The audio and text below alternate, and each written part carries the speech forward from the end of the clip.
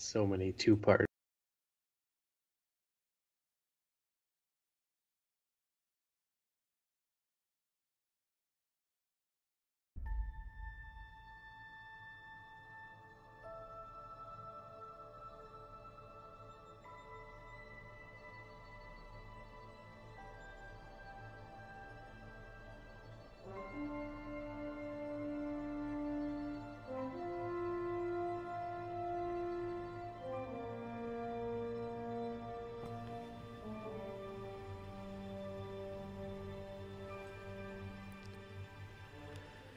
Hailing frequencies open, and welcome to Star Trek Discoverage, the live podcast that boldly goes into excruciating detail about this week's episode of Star Trek Discovery. I'm your host, Aaron Coker, aka Caliban, and everyone loves it when the bad guy gets kicked out of an elevator, except for the cleaning crew. And the bad guy, I suppose. Joining me on the show, as usual, is my co-host. She's also the co-host of the Generations Geek podcast, a more or less family-friendly celebration of geekdom. It's Ella Pearson. Ella, welcome back to Discoverage. Thank you. It's great to have you here, Ella. And I don't know if you've been paying attention or keeping score, but we have done it! We did it! We made it to the 23rd week of 23 weeks of Trek. How does it feel? This has been the best 23 weeks of my life, and I don't know what I will do next week and in the future. Yeah, and I was thinking about it today. I don't know what I would have done without 23 weeks of Trek. Do you know what I mean? Like, just this, it's been the worst fall of my life, right? Oh, God, yeah. And pretty much the worst first week of a year of my life. And through it all, I had Trek to enjoy, to complain about, to do all the things that I usually do with Trek. And yeah, I might not have made it. So thank you, Star Trek. Yeah, they're giving us the normalcy that we need, the routine. Yeah. That's totally what they were doing, and I love them for it. Also returning to the show tonight, the co-host of the Virtual Theater podcast, as well as the Pro Wrestling Required Viewing podcast, and my co-host on Backtrekking, it's Gooey Fame. Gooey, welcome back to the show. Hey, thanks for having me. Gooey, 23 weeks. Yeah. I will say I wasn't on board every week. I did some cramming lately. But, okay, yeah. You took a vacation from the 23 weeks and then came back. Once the holidays hit, I was like, I hadn't been really feeling the season, and I was like, yeah, I missed an episode, and then another week came, and I was like, yeah, maybe I'll miss another episode. This feels right. Maybe I'll go crazy. This break feels pretty good. I'm going to stick with this. Skip school. Yeah, that's right. You got to make up. I watched all the episodes. Well, I wouldn't blame you for missing a couple because you're a really busy guy with all your podcasts, yeah. And I only want to talk about the Star Trek one that you're on, Backtrekking. I think that it's interesting that when we started backtracking and started talking about the real world stories and also literature and media that inspired Trek episodes, we found that there was more to that premise than I originally thought. I wasn't sure how far we could take it, but we've gone through, like 48 shows at this point, and it never seems to stop. And sometimes it kind of comes back on itself because, last week people were talking about with Michael Burnham running around alone in the ship and losing her shoes and getting beat up, that people were saying a Die Hard. And it took me back to our very first episode of Backtrekking when we talked about Die Hard and the TNG episode it inspired, Starship Mine. Oh yeah, all the way back to the beginning. Yeah, there's so much. Like, I guess I hope they just keep making shows so we always have something to talk about. keep us going. 801 pieces of media aren't enough to explore. Yeah, I think we'll have fodder for a long time of shows. Speaking of which, what's coming up in the future for Backtracking? Well, we just planned out quite many shows. That was one of the most intense planning meetings for a podcast I've ever been involved in. Most podcasts I do have no preparation almost. But we are, for our next episode, we're going to be talking about Wonder Woman 1984, which as another thing that over the break I was like, you know what? I don't have to watch this. Everyone is all like mad about this. I could just not watch it, but now I gotta watch it. Your your ability to not watch things is a source of envy for me, because I want to talk to you about The Mandalorian. You're like, not watching it. I'm like, okay. I'm starting to be pulled on that. I'm like, okay, Yeah. I think I gotta watch The Mandalorian. I think Getting caught in the orbit. Yeah, you're smart, because you're going to get pulled in. So, just tease it a little bit. Yeah, play hard to get. I understand that. There's nothing that makes me not want to watch something, though, than when everyone is watching it. I don't know what it is. Like, there'll be, like, a new season of, like, I don't know, Stranger Things or something. And everyone's did you see that? And I'm like, too many people are talking about it. No, man. I get that. Yeah, I'm too cool. I can't watch that. I guess. Well, that's great. People check out Backtrekking on Twitter at Backtrekking if you want to know more. And thanks for being here tonight, Gooey. Let's talk about news. There's no real news tonight, but I did want to mention one thing. We haven't talked about it on the show before, but Trek author and friend of the show, Dave Gallanter, passed away last month on December 12th after a battle with cancer. And he was survived by his wife, Samantha, and his son, Josh, and his huge, loving extended family, who are a bunch of great people. And Dave was a great guy. He was very funny. He was a great writer. I've talked with him about some of his books on some of the Enterprising Individuals episodes he's been on, and he was on Discoverage a handful of times. And he was always a lot of fun to have on the show and fun to talk to. And I know that he really enjoyed Discovery and the new Trek shows, and he wrote a great new chapter for the Disco universe in his latest book, Dead Endless, which focuses on Stamets and the USS Discovery. So I just wanted to dedicate this show tonight to him and his family in his memory, and we'll miss you, Dave. Well, tonight we have seen the finale episode of the third season of Star Trek Discovery, That Hope Is You, Part 2. And we're here to break it down for you. And before we start, as always, we're setting a course for the Spoiler Zone listeners. So be warned, we're glad you've decided to join us. But if you haven't seen the episode, spoilers are incoming. And the official synopsis for That Hope Is You, Part 2 is, as the Emerald Chain tightens its grip and the mystery of the burn is finally solved, Burnham and the crew have one last chance to save themselves and the Federation.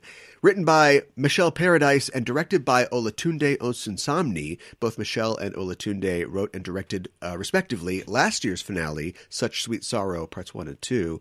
The in-universe date is, of course, still 3189, and we don't know the exact star date, but I guess it's a few hours after 29141429.1, the star date that we saw last week. Maybe we need a new star date system at this point. Just update it. Start at 0. The new 0. There's no real guest stars. I mean, everybody shows up on this at the end, but I wanted to mention specifically, I'm not sure we've singled her out before, Hannah Spear returns as Issa, the mother of Sukal in this episode. And Spear previously played Saru's sister Sarana when we see her in The Brightest Star. And I think she's pretty great. I think it's partially a case of, well, we know the prosthetics fit, as we've done before in past Paramount productions, but I think that she brings a real level of emotionality to those characters, especially under all that makeup. I guess we can just confirm and kill these theories now at this point, since all the questions have been answered. I think... No, it seems like they are not ready to move Michael off the show. That's not going to happen. Oh, no She's there for good. We don't know about the future of Michael and Stamets. There is a little suggestion of a continued break or wound there in their relationship. I feel like this episode, and we could talk about this when we get to the kind of body of the show, but I felt like they were really making a meal out of the ultimate cause of the burn and the nature of Sukal. And I feel like the audience, we kind of got all that. We inferred all that, didn't we? They took time this week to sell it and solidify it, but I felt like those questions were answered more or less in previous episodes. The explanation was very, like, in case you missed it. Like, it was almost like a recap type thing. Yeah. Yeah. But we've got, a period on that sentence. Oh boy. Saru's captaincy was a dangling thread that we had on our censor list or our theory list, and he's not captain anymore. And I wonder what you guys think about Doug Jones's future with the show. Well, I think we'll come back to him. Mm-hmm. I'm assuming, on Kaminar, but it is interesting that he's leaving the Federation for the time being. Yeah. I think it would be really easy. I mean, with a snap of their fingers, they can have him back on in season 4. But yeah, it's just interesting to put him in that position. I mean, clearly we've been talking this year about him wanting to reconnect with his people, not just as an exile from them, but also as a time exile from them. And but I'd hate to, if we just go and follow him on Kaminar next year, that'd be great. But if it means I think that's possible, honestly. You think so? Yeah. I don't necessarily think like being on the ship is totally important to being a regular person on the show the way they do the show. It seems like, Star Trek is always, that's kind of been the thing, right? Like the moving stage is the ship, but it's possible. I mean, we had a lot of different places we jumped in between on Picard. In any case, like if it means that we get like more Bill Irwin as Su'Kal, I think that could be really cool. I'd love to see what that character looks like when he adjusts more and kind of gets himself more centered, and what we can do with jacked up dilithium manchild. I think it could be interesting too to see, because Saru was all about like in some of the episodes where they went to Nivar or whatever, he was like there as an ambassador, and he like wants to bring people into the Starfleet or whatever. But now he's specifically looking out, for his own people's interests. So it could be cool to see like how if his opinion or like the way he acts would change, from that, just their planetary perspective. Federation ambassador to Kaminar. Yeah. And like maybe there's a struggle there or something like that. I always wonder. yeah, I suppose. Or he'll just be like Worf, and like the next time we see him, he's like, "Yeah, that didn't work out." or it's like in all the movies where they just have to keep coming up with a reason. Oh for Worf to be there. Saru is now the guy that they have to somehow fold into whatever they're doing. Oh, I left my galoshes on. Oh no, we're an adventure. Yeah. Hopefully not that. What else? The shoe never dropped on Admiral Salt and Pepper. He went good the whole way down. Is it bad that I still don't trust him? There's a moment. I bet he's a bad dad. When he was humanizing himself there, and he was like, he was like, oh my god, he's comparing Michael to his daughter. I was like, oh man. But then at the end, when he was like, you have to choose now, I was like, I don't know about that.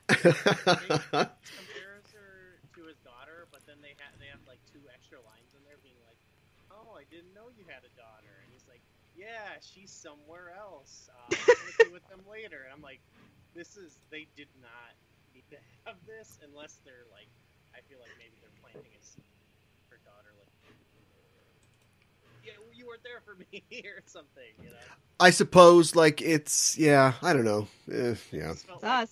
Unnecessary dialogue. Gooey, we're losing your volume a little bit if you have a way to bump it up a bit.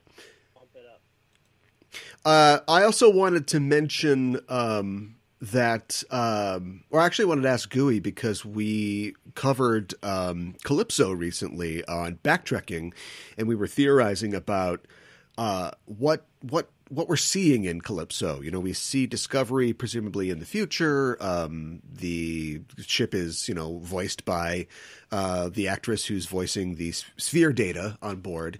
And I was wondering what you guys thought. I didn't think that they were going to try to cram it into fully into the end of this season, but we haven't moved all that much on that. And I was wondering where you think that's going to go still.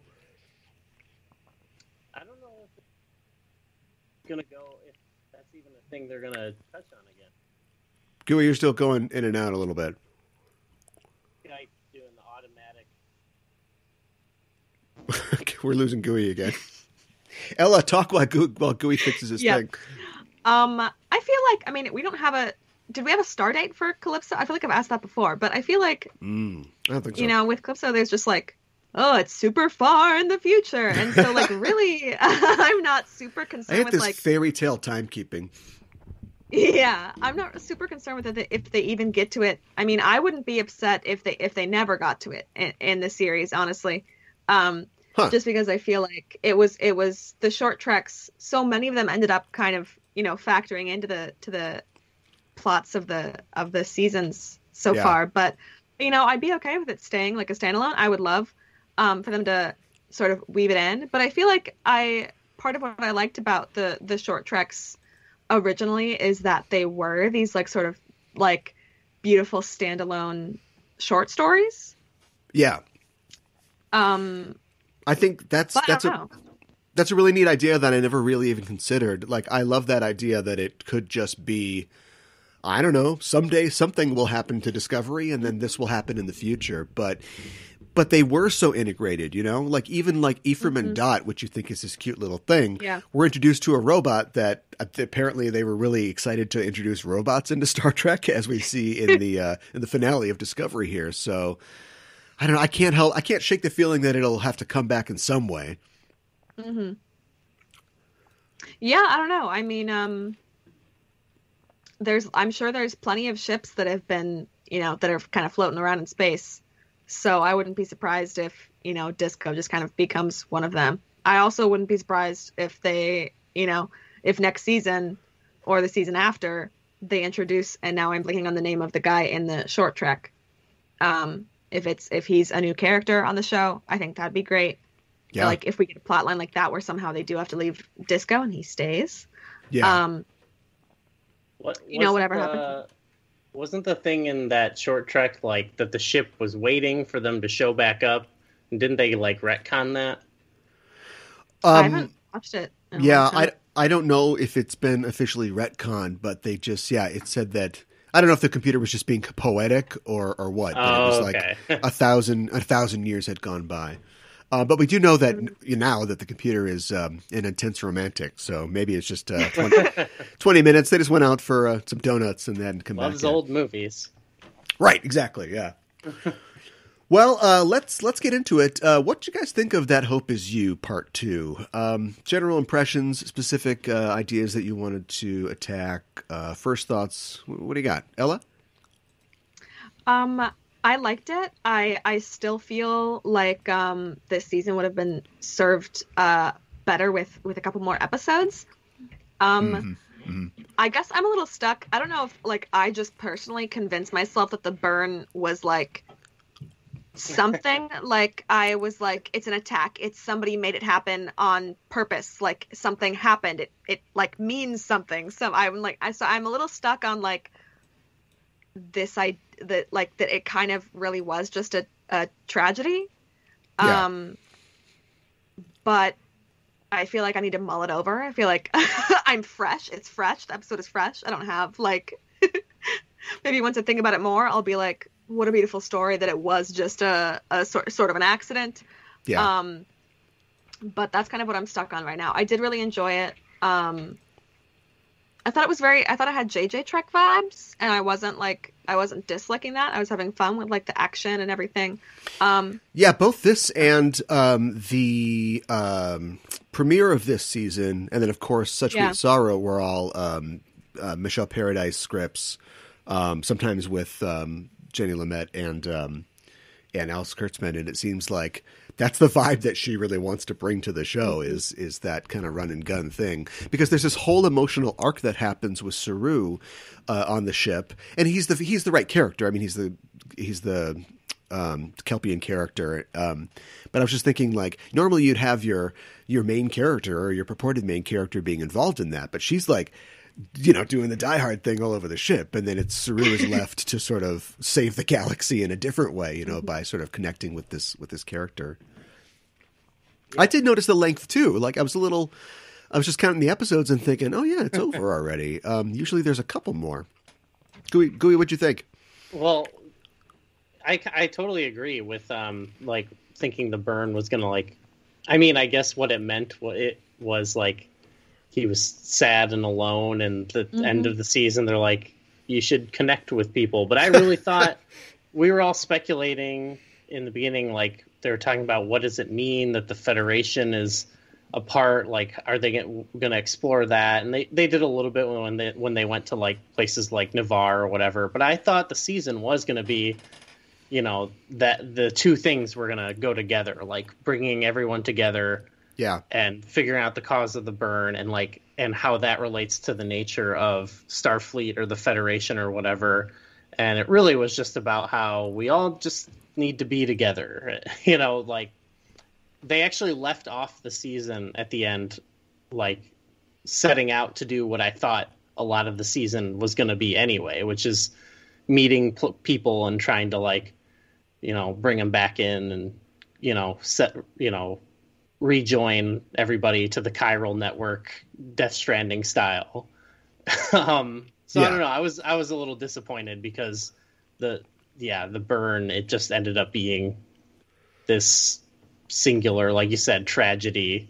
And I thought it was gonna impact more of the flag waving, like, we are Starfleet, what does that mean, the patriotism aspect. You guys, both in questioning it and trying to examine it, I think you've both convinced me that it does kind of work a little bit. I've always felt that Discovery has been kind of ropey in terms of how it tries to land its season-long sort of themes. And to be fair, this is a new thing for Star Trek storytelling. But I feel like they've always relied very hard on like connecting VO, like even tonight, like you said, at the very end, it's like, hey, I guess it's about connecting. It's about connecting everybody. We'll see you next season. Like, it's, they have to kind of come in and explain it. But I do think that, I don't know, it could have been an attack. It could have been the Romulans or whatever. But ultimately, it's just they're trying to examine, the Federation and how they can weather a disaster, and just, a single event happening like the Xindi, killing 7 million people on Earth would be bad.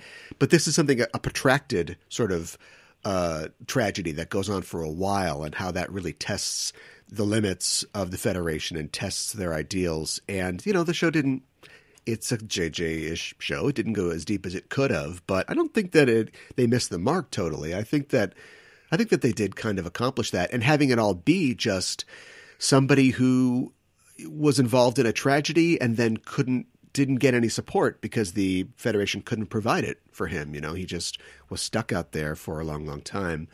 I liked how they tried to sort of really quick, I'm sure we'll explore it next year, but really quickly slip in some kind of explanation about why he is this way. He's got crazy dilithium DNA, which presumably is why he's lived this long. We can go into that next season, but I didn't, thematically, I didn't hate it. I thought that they, for Discovery, I thought they accomplished it, fairly well. Yeah, it's funny because by their own terms, I think they carried it through for sure. Yeah, Ellen.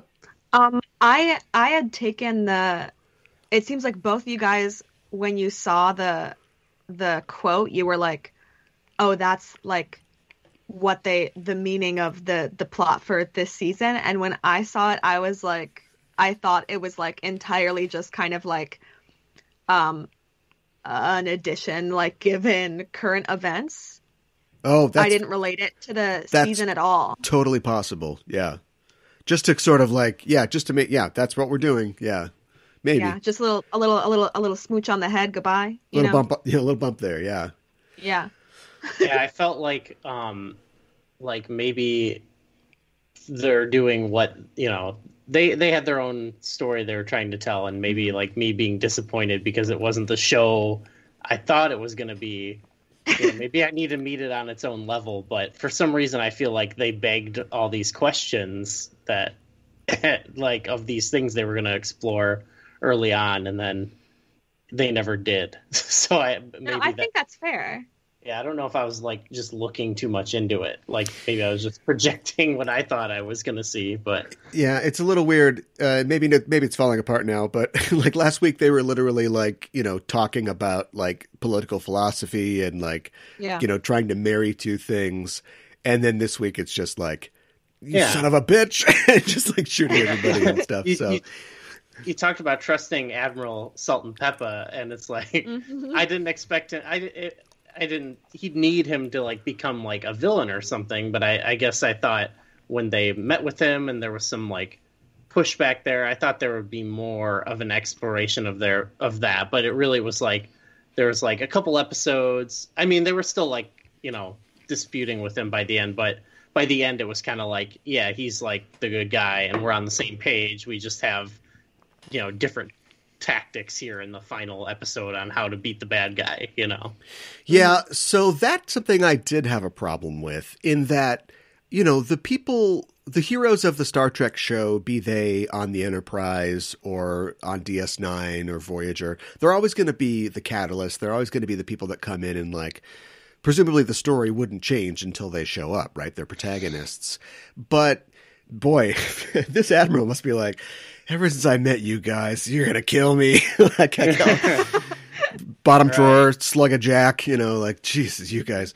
But I took some umbrage with Michael's kind of arc here, which was, I know best, trust me. Oh, we trusted her, it worked out. And that's not an uncommon. That's Michael constantly. Sure, but it's not an uncommon thing for like a action or adventure type show. But like, it's literally the opposite of the season 1 theme, which was acting unilaterally, like created a giant problem, which we fixed by not only like trusting each other and being together as a team, but also deciding to not take the unilateral route, not blow up the crust of Kronos or whatever it was.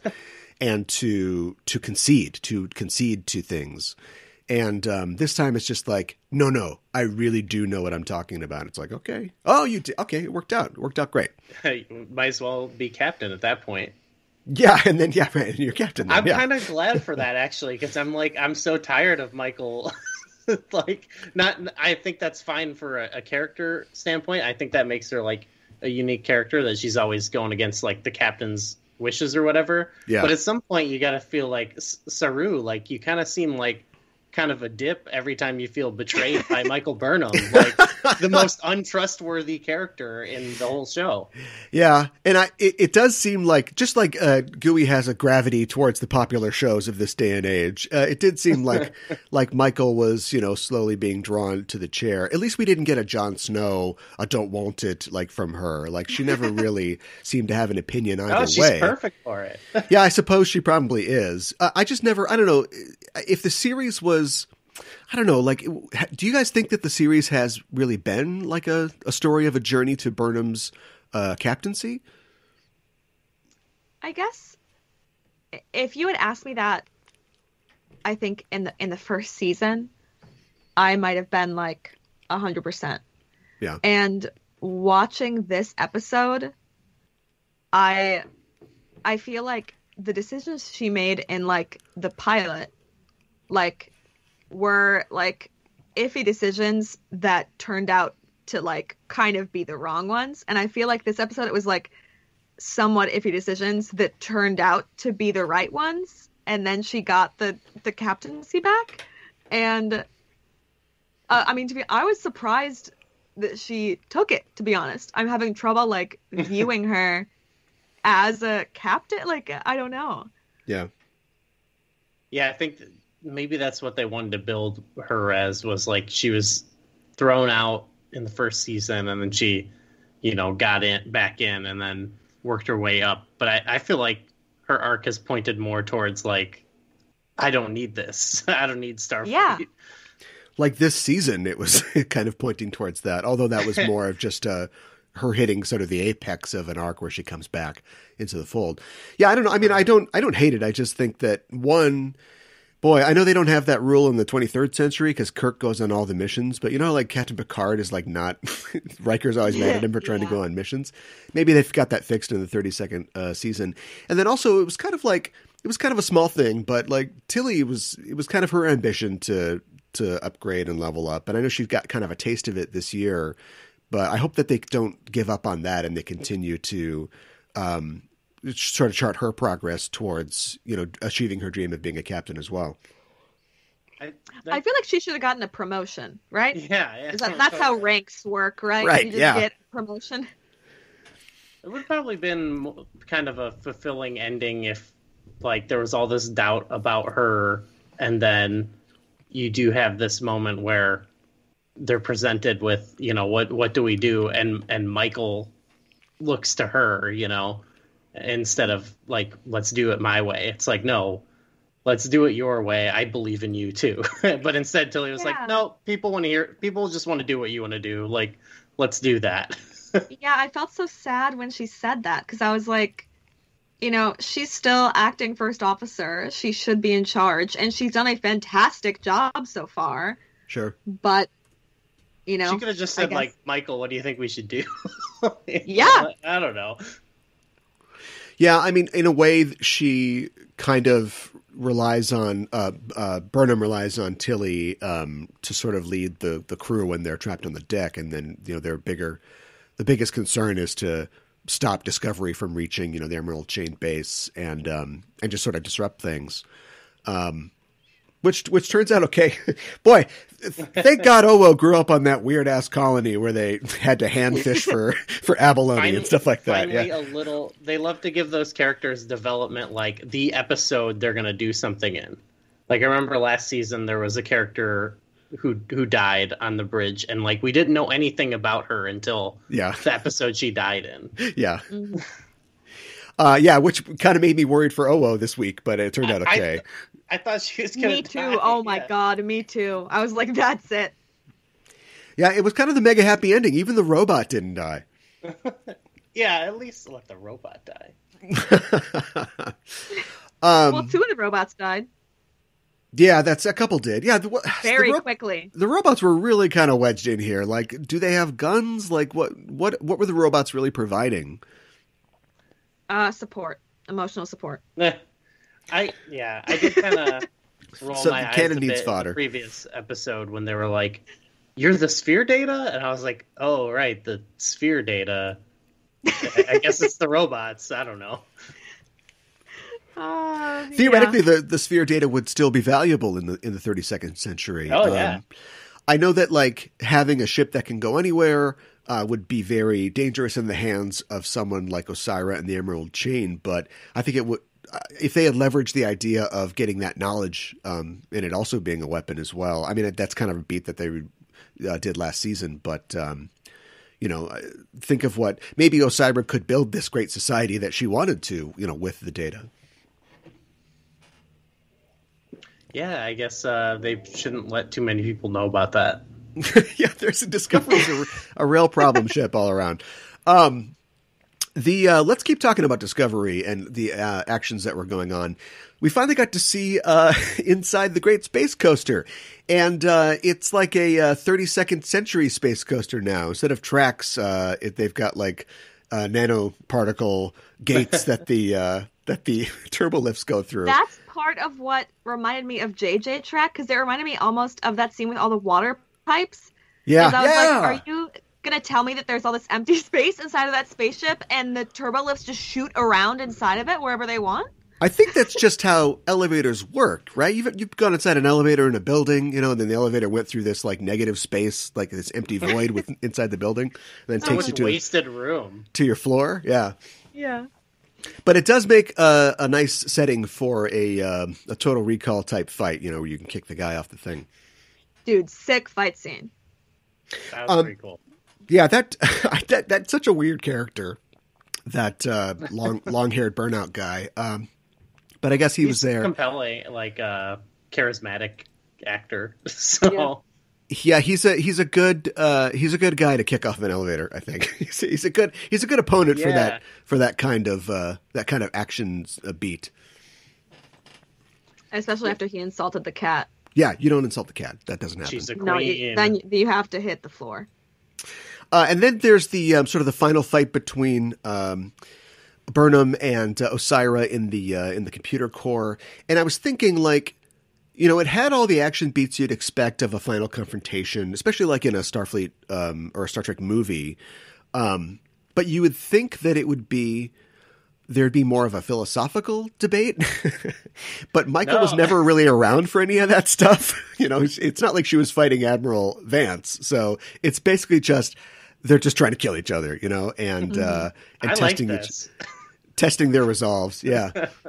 I like the elevator scene and this because I wasn't really invested in the story, and I didn't really follow the overall season arc, and I was like, well, I would watch the show of this where it's just like they're just like shooting each other in space. Like, that's not really Star Trek, but that was the best part of the episode, I thought. And then I have no idea what happens, but Michael gets like Superman 3'd a little bit. Like she gets like That absorbed was so into the sick. computer. Like what? I didn't know. I had no idea what was going on. For a second, when she disappeared, I was like, oh my God, Aaron was right. She's dead. That's it. Like I had a moment where I was like, oh God, I should have known that he was right. No, she's gonna come out like go. she's gonna come out like Iron Man with computer all over her. And then she shoots her and she taunts a dead woman. I always love it when characters are like, but you didn't know about my trap card. It's like, yeah, that person's dead. They don't know what you're saying. Stupid. I loved that, and I loved like her spitting out like the goop or whatever. Like, Yeah. I just loved how weird and like violent, not violent, but like aggressive it was. I was like, yeah, sweet. Yeah, it went pretty hard. Going over back to the dilithium nebula and the ship, I thought that, you know, for all the action, I thought that provided a real nice like cooling off period in between those scenes. And I really did like the fact that, you know, Gooey, you were saying before that, you know, maybe Saru's a pretty good captain, but maybe his greatest strength is in his ability to communicate. And I thought that was really on display with him clearly being, you know, nervous, having trepidation about, you know, kind of talking to this walking time bomb. Like, what if he says the wrong thing? But at the same time, knowing that he's got to get through to this guy, he's got to like, we have to flip the switch here or things are going to be really bad. And I just liked, there was a exchange early on when he starts talking to Sakal and Sakal says something like, oh, I don't do that, or the Hollows don't do that. And Saru, it's about as frustrated as Saru gets, but he's like, may I ask why? He just kind of keeps, just kind of like, we're going to have this conversation. We have to have this conversation. Let's do this. He's still so polite. Yeah, but yeah. And I thought he just did a really good job sort of resolving that conflict. I'd watch a Sukal Saru hour show. Yeah, I think he missed his calling as a ship's counselor. Yeah, well, they need one. They do. It was neat. Again, I have no idea how it works, but it was neat to see Cyber Gray, like see Gray kind of manifest in the real world. Just visually, I thought it was really cool when he, you know, walked through that one part of the simulation to look outside, and that was just really neat looking. Well, I also love like the moment where, like they see him for the first time. Yeah. And they all realize. I also, weirdly enough, it made me feel, because I've also thought that Gray was sus, not in the same way as Admiral Salt and Pepper this whole season, but I'm like, you know, this is not the way that we are used to, like, symbionts, like the memories forming, you know what I mean? But yeah. It made me feel like it's okay. Like, I'm like, okay, if the computer acknowledges it, I don't know why. I was like, okay, then Gray must be real somehow, and it's just like a human body interacting with a symbiont is like something is odd. But I also thought it was funny that Hugh was like, I will bring you back from the dead. Yeah, which I was just thinking, like 8 other personalities in the symbiote are like, and what the hell? Like, hey, yeah, I thought they were gonna go somewhere with that, like further this season. I guess that goes to what you're saying. It's kind of a short season, but I thought there was going to be more to that story. There was going to be on the planet there was going to be more of a payoff, but it was kind of like, oh, I'm here and I don't want to be gone. And yeah, I don't know. Have they established just real quick, have they established on the show that when Adira interacts with Gray, like he is, you know, Gray tall, or is he just, you know, is he all of the, you know, the gestalt of all the previous hosts, or is he just like young 16-year-old Gray? That's a good question. Because I never thought about it. he's never said anything like that seems to draw on the memories of the symbiont, but because I was just thinking when he was in this episode, he said something about them when he was like, I can't do this, which I was like, what I was gonna say is like, dude, you're like dead. I don't know what to. Well, yeah. I don't know how to help you here. Yeah, in this episode, when he was facing, like his own kind of extinction, he acted like a young boy, and not necessarily, which isn't bad. I thought it was good for the character, and the actor did a great job. But it just seemed like, a young boy who's like, I'm going to die again. What the hell? Yeah, yeah. I mean, cut to next season. Maybe we'll, they got holograms on the ship. Oh, sure. Yeah, for sure. Hopefully, I'm sure they'll find a way to bring him back. Build a robot body. Yeah. We'll put him in a starter, one of those little robots, and then we'll get him we'll work up to something, more like Data. Get him a nano body later. Yeah, yeah. Anything else you guys can think of to talk about? It's kind of just tying up loose ends. Nothing all that new being introduced this week.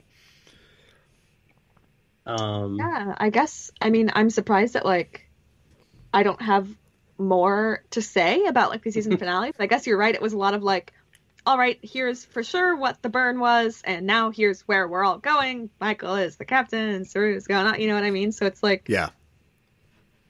I feel the way that I felt at the other season finales, where it's like, okay, we've got it all set up now. Now the show can begin and do the thing that I'm interested in. The show keeps beginning. Yeah, I don't know. I know. I feel like we say that every season. We're like, now they're going to really become themselves. I don't know if that's good or bad. But it reminds me of the end of Star Trek 2009, where it's like, all right, we've set everything up. That's here true. We go. The JJ movies, they are like that. Yeah, every time it starts, it's like, okay, now we're there. Let's do it. It took 3 movies, to get to Beyond, where it's like, okay, now it's kind of a off in space adventure, Yeah. And that's kind of how I feel like this, because I felt like, especially at the end of the last season, where it's like, okay, they've got this crazy ship that doesn't really make sense in that time period of Star Trek, but that's fine. And now it's in the future. And so it can just totally be this new future thing, and they're going to go and they're going to do all this stuff. Yeah. But then I feel like the end of this season, again, was where I thought they would be. Where it's like, okay, now let's go do that future stuff instead of the burn stuff. I don't know. Let's go do that future stuff. That's my new podcast, I think. Maybe I wouldn't have felt that way if I felt more satisfied by the burn story. I felt like it was not a waste of time, but just felt like setting up more stuff. Yeah, and I don't think, I think MacGuffins are overrated, but for the burn being something that overshadowed the entire series, it did have kind of a very prosaic kind of explanation at the end. Even with a little technobabble from Adira and Culber, like, yeah, so he's got dilithium. Yeah, so there's subspace. Yeah, that's it. And it was like, okay, that was the whole thing that destroyed the entire Federation. Okay, keep moving. Yeah, I feel like I want them to simplify whatever the season arc next season. I feel like it should just be we want to bring people into the Federation, and then you just go to the planets and try to do that and see what happens at every planet. But I'm sure there'll be some new mystery that they've got to crack the case of. And if they don't join, we'll blow them up with a warp core in space. I think I think Burnham hit a new high score this episode, I think, because if you think really did, it's the Death Star argument, how many people does it take to run that gigantic ship? And so first I'm glad that that Ken Mitchell's character didn't get beamed off with all the other Emerald Chain people by the computer. The computer's like, oh no, he's a good guy. He can stay. And then, of course, they, drop the warp core. Have we ever seen Discovery's warp core on the show before? Oh. I don't know. I'm surprised that's not a thing. They don't eject warp core per season. The restraint on that is incredible. Well, yeah, but we finally saw it today, and of course only for a little bit. But yeah, new kill count, high score. That was kind of sweet. Yeah, and it was a pretty big day for little Suki, for Sukal too, because he goes through all this stuff. Little Suki. He finds out that he's the reason. He's the reason inadvertently that he lived here for 125 years, killed inadvertently countless people, and then he finally hits the button. It's like, yay, you're free of the illusion. Now watch your mother die amongst the bodies of your friends and family. That was rough. But he surfs it pretty well. He didn't cause the burn again. No, he didn't go super Kelpian, so we're okay. It took me a hot minute to realize what was going on. I was just like, why are there tarps on the ground in a spaceship? And then 90 seconds later, I was like, oh God, oh my God. Oh no, that's so much worse. Oh, yeah. No. Oh. I hope, Aaron, you called it about Buck. What was that? Did. That he would be able to use the spore drive. Oh, yeah. I don't even remember half the things I say. Don't listen to me. He's almost verbatim. You were like, I think he'll be able to interact with the network. And I was like, whoa, Aaron, that's crazy. Cut to this week. Well, I feel like that's crazy. Actually chicken dinner for me.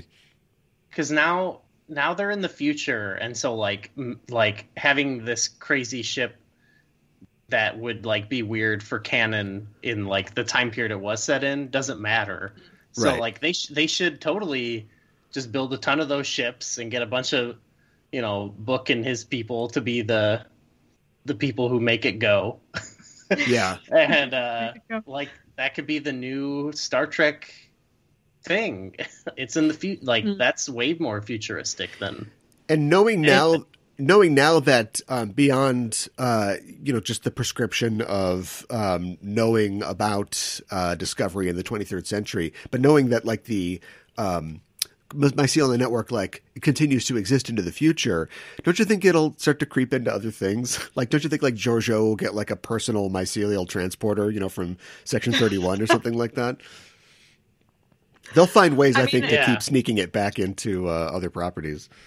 Oh, 100%. Seeing Picard and I hope that season 4 answers the real question: the mystery of fake Nielsen. Who is that woman?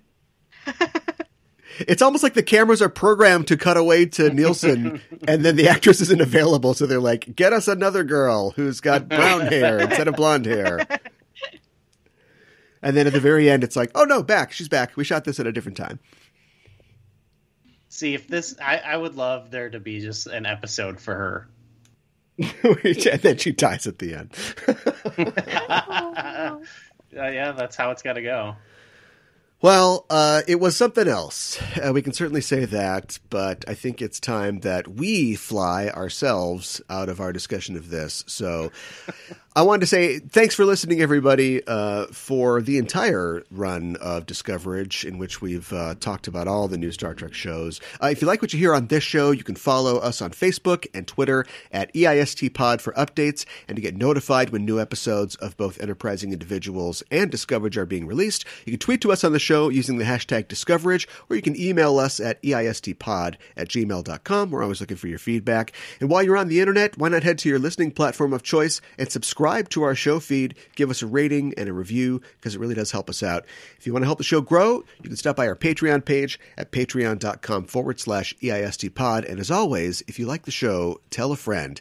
Discoverage will take a long-deserved break after this week. We don't know, as of now, when to expect Season 2 of Picard, which is set to start filming next month, or when Prodigy will release, or when Lower Decks is set to return, or when the Section 31 series will debut, or what's happening with Strange New Worlds. We, like you, are in the dark, but the light of new Trek will one day return to brighten all of our lives, and we're looking forward to that day. In the meantime, you can check out our main show, Enterprising Individuals, at enterprisingindividuals.com.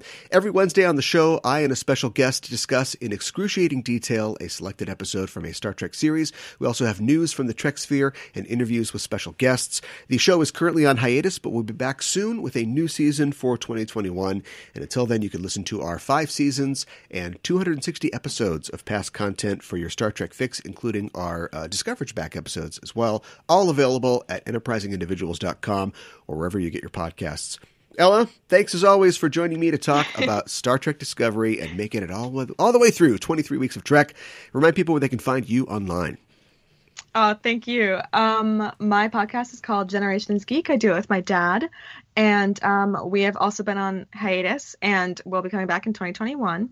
And my buddies over at Keep on Tolkien, if you're a Tolkien fan, will be coming back soon as well. And I'll be helping them with that. So just be sure to catch up before we start making new episodes. You have time.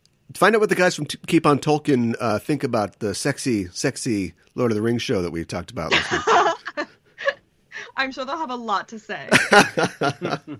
And Gooey, it's great to talk with you again. Thanks for being on the show. Thank you. Where can people find you and what you do online?